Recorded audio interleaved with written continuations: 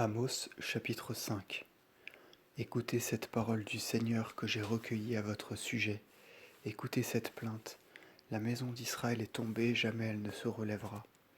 La Vierge d'Israël est tombée sur la terre, nul ne pourra la remettre debout.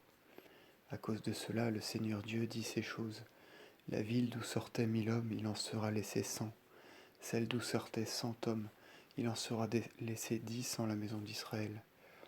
C'est pourquoi, voici ce que dit le Seigneur à la maison d'Israël, cherchez-moi et vous vivrez, mais ne cherchez point Béthel, et n'allez point en Galaga, et ne dépassez point le puits du serment, car Galgala sera emmenée captive, et Béthel sera comme n'étant plus. Cherchez le Seigneur et vivez, de peur que la maison de Joseph ne brûle comme un feu, et ne vous dévore, car nul ne sera là pour éteindre l'incendie en la maison d'Israël. Celui qui juge au haut des cieux a de même établi la justice sur la terre. Celui qui a créé toutes choses les change à son gré. Il change les ténèbres en matin. Il change le jour en nuit sombre.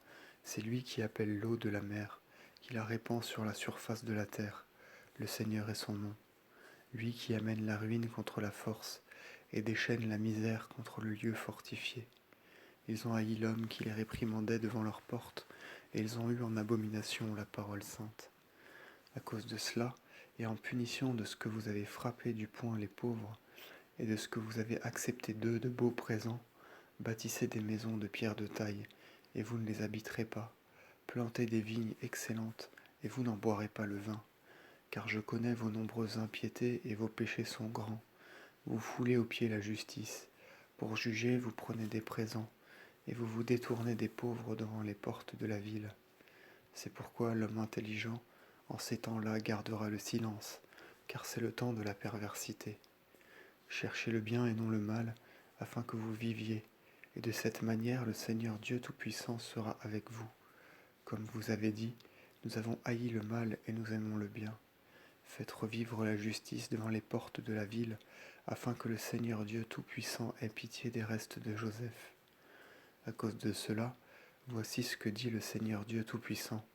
On se frappera la poitrine sur toutes les places, et dans toutes les rues on criera « Malheur, malheur !» On appellera le laboureur à ce deuil et à cette plainte, pour qu'il se joigne à ceux qui savent se lamenter. Et sur toutes les voies on se frappera la poitrine, parce que je viendrai au milieu de vous, dit le Seigneur. Malheur à ceux qui désirent le jour du Seigneur. Et pourquoi ce jour-là est-il pour vous le jour du Seigneur? C'est que ce jour est ténèbres et non lumière. Vous serez comme un homme qui s'enfuit en voyant un lion, puis aussitôt rencontre une ours, et qui, s'il bondit jusqu'à sa demeure, s'il appuie sa main contre le mur, est mordu par un serpent.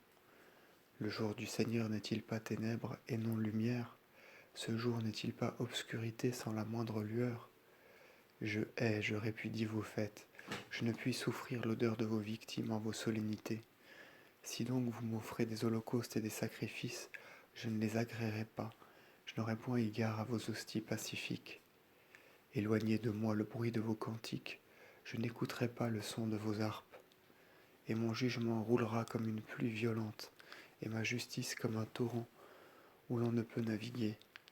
Maison d'Israël, ne m'avez-vous pas offert des sacrifices et des victimes durant 40 ans dans le désert? Vous avez élevé le tabernacle de Moloch et l'étoile de votre dieu Réphan et leur image que vous aviez fabriquée. Et je vous ferai émigrer au-delà de Damas, dit le Seigneur. Le Dieu Tout-Puissant est son nom.